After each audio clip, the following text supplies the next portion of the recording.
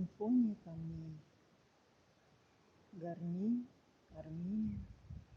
Место, где скалы имеют какую-то невероятную структурность шестигранных,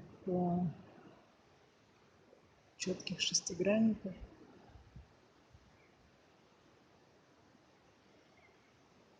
Так завораживает, что даже ничего не хочется говорить, только слушать